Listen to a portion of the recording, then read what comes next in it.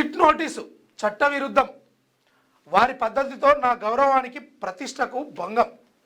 నందినగర్లో ఇంటి గోడకు నోటీసు అంటించడం అక్రమం, హైదరాబాద్లోనే విచారిస్తామనడం తీవ్ర అభ్యంతకరం. సుప్రీంకోర్టు తీర్పులను తుంగలో తొక్కిన సిట్ 160 సిఆర్పిసి కింద నాకు నోటీసు ఇచ్చే అధికారం ఏసీపీకి లేదు. మాజీ సీఎం ప్రతిపక్ష నేత భారతీయుడిగా నేడు విచారణకు హాజరవుతా. విచారణ అధికారికి 6 పేజీల లేఖ రాసిన కేసీఆర్ను విచారించేది వీళ్ళే అంటే ఒక వార్త.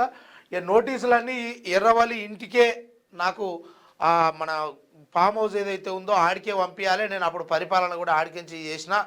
కానీ మీరు ఇట్లా ఆడో ఇల్లు ఉన్నది నాకు, కానీ ఆడ మేము ఉంటలేం కదా, ఈడు ఉంటున్నాము, అలాంటప్పుడు గోడకు అతికించి వస్తారా జర, నేను ఎట్లీస్ట్ మాజీ ముఖ్యమంత్రి అన్న అది మనసులో పెట్టుకొని చేయాలి కదా, ఇట్లా చేయడం పద్ధతి కాదు అని ఓ 6 పేజీల ప్రత్యుత్తరం అయితే సారు రాసిండట. మరి ఇంట్లో రాసిన దాంట్లో ఏం చెప్తుండో చూద్దాం. ఫోన్ ట్యాపింగ్ కేసులో సిట్ తనకు నోటీసులు ఇచ్చే విధానం చట్టవిరుద్ధమని మాజీ సీఎం బీఆర్ఎస్ అధినేత కేసీఆర్ అన్నారు. నోటీసులు ఇచ్చే విధానం వలన తన గౌరవానికి ప్రతిష్టకు భంగం కలిగిందన్నారు. ఈ మేరకు విచారణ అధికారి ఏసీపీకి 6 పేజీల ఘాటు లేఖను రాశారు. గతంలో దేశంలోని వివిధ కోర్టులు 160 సిఆర్పిసి కింద విచారణ సమయంలో ఇచ్చిన తీర్పులను ఈ సందర్భంగా లేఖలో ఉదాహరించారు. అంతకుముందు ఫామ్ హౌస్లో పలువురు లాయర్లతో కేసీఆర్ భేటీ అయ్యారు. ఆదివారం మధ్యాహ్నం 3 గంటలకు హైదరాబాద్ నందినగర్లోని తన నివాసంలో సిట్ విచారణకు హాజరవుతానని లేఖలో పేర్కొన్నారు. నందినగర్లోని తన నివాసానికి నోటీసు అంటించడం చెల్లదని, రాజ్యాంగ ప్రకారం అది అక్రమమని తాను రాసిన లేఖలో కేసీఆర్ పేర్కొన్నారు. తాను నివసించే ఎర్రవల్లిలో తన స్టేట్మెంట్ రికార్డు చేయాల్సి ఉంటుందన్నారు.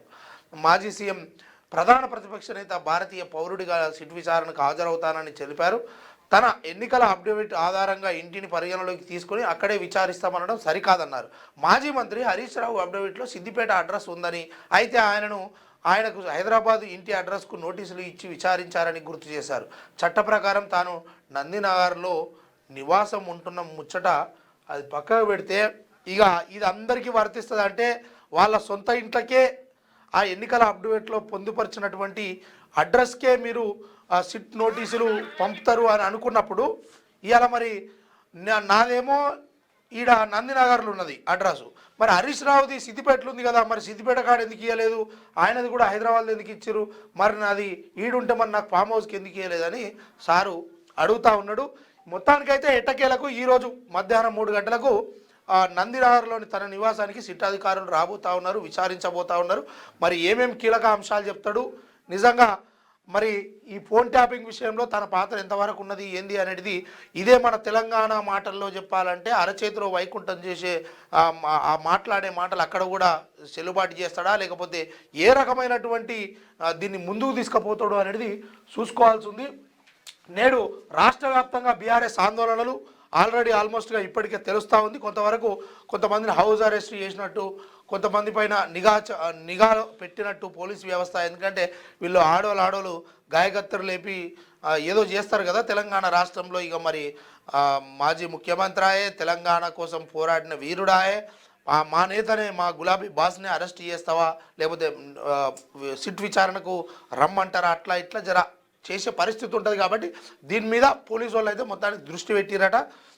ఎవరన్నా గట్లే లుల్లులో అల్లర్లు చేస్తే ఇక వీళ్ళను హౌస్ అరెస్ట్ చేయడము, లేకపోతే పోలీస్ స్టేషన్ ఠాణాలకు తరలించడము అనేది జరిగే అవకాశం ఉందట.